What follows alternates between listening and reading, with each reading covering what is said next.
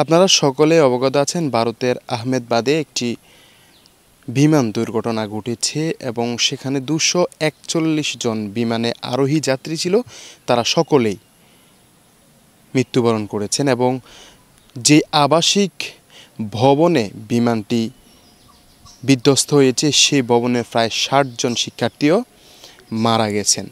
তো এটা কি নিছক কোনো দুর্ঘটনা ছিল নাকি সরাসরি আল্লাহর গজব ছিল? চলুন আমরা একটু বিশ্লেষণ করার চেষ্টা করি। পৃথিবীর ইতিহাসে যত কুকীর্তি রয়েছে, সবচেয়ে বেশি কুকীর্তি এবং সবচেয়ে বেশি আল্লাহদ্রোহিতা করেছে ভারত।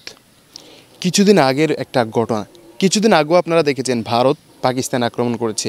পাকিস্তানের শিশু থেকে শুরু করে আবাল বৃদ্ধ পর্যন্ত তারা মেরে ফেলেছে।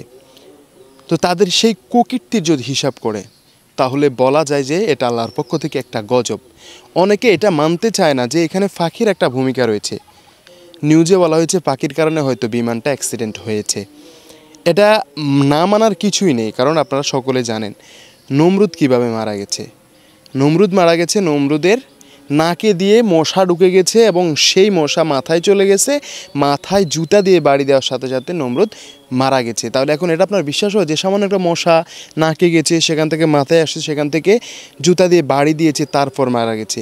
তবে এটা একদম বাস্তব, একদম রিয়েল, সেটা আপনাকে মানতে হবে এবং আপনি মানেন তাহলে অবশ্যই বিমানের ঘটনা আপনি মানতে হবে যে একটা ফাঁকির বিপর্যয়ের কারণে সামান্য একটা ফাঁকির কারণে 241-42 জনের প্রাণহানি ঘটেছে এবং নিচে আরও 60-70 জনের প্রাণহানি ঘটেছে। এটা সরাসরি আল্লাহর একটা গজব এবং তাদের সেই কর্মের কারণে তারা এই গজবে নিপতিত হয়েছে। আল্লাহ পাক তো মশাও লাগে না, আল্লাহ পাক চাইলে তো কোনো কিছুই ছাড়াই ধ্বংস করে দিতে পারে, কিন্তু একটা ফাঁকি দিয়ে জাস্ট আল্লাহ বুঝিয়েছেন যে সামান্য ফাঁকির সাথে তোমরা ফেরে উঠতে পারবে না। কিসের বাহাদুরি, কিসের এত অহংকার?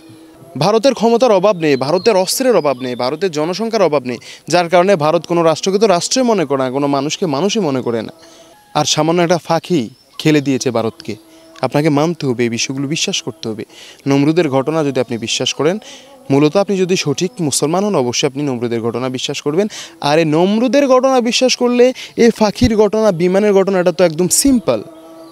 ভারতের আহমেদাবাদে বিমান দুর্ঘটনার ব্যাপারে যদি আমরা আরেকটু কথা বলি, বিমানটি ভারত থেকে লন্ডনের উদ্দেশ্যে যাত্রা করবে। উড্ডয়ন করা জাস্ট 30 সেকেন্ডের মধ্যেই বিমানটি বিধ্বস্ত হয়। বিশ্লেষকরা বলছে যে জাস্ট কয়েকটি ফাঁকির আঘাতেই নাকি বিমানটি বিধ্বস্ত হয় এবং একটা আবাসিক ভবনের উপরে পড়ে, যেখানে স্টুডেন্টরা ছিল, প্রায় 60 জন স্টুডেন্ট মারা গেছে। তো অনেকেই এই বিষয় নিয়ে হাসাহাসি করছেন। আমি এটাকে সরাসরি নিছক কোনো দুর্ঘটনা বলবো না। আপনি যদি অতীত থেকে খেয়াল করেন ভারতের অবস্থা, তাহলে আপনি এটাকে দুর্ঘটনা বলবেন না, আপনি এটাকে সরাসরি আল্লাহর গজব মানতে হবে। ভারতের এই ঘটনা থেকে শিক্ষা নেওয়া উচিত যে আল্লাহর বিরোধিতা করা কিংবা আল্লাহর সাথে যুদ্ধ করা, এটা কল্পনাও করা যায় না যেটার সাহস ভারতের অধিবাসীরা কিংবা ভারতের বান্দারা করেছে এবং তারা খোদার গজবে নিপতিত হচ্ছে। সো আমি মনে করি এটা কোনো নিছক দুর্ঘটনা না, এটা সরাসরি আল্লাহর গজব। কারণ মানুষের অন্যায়, অপরাধ, পাপ কর্মের সর্বোচ্চ শিখরে যখন পৌঁছে তখনই শুরু হয় গজব, যেটা ভারতে পৌঁছে গেছে। এখন থেকে দেখবেন কী পরিমাণ গজবে তারা নিপতিত হয়।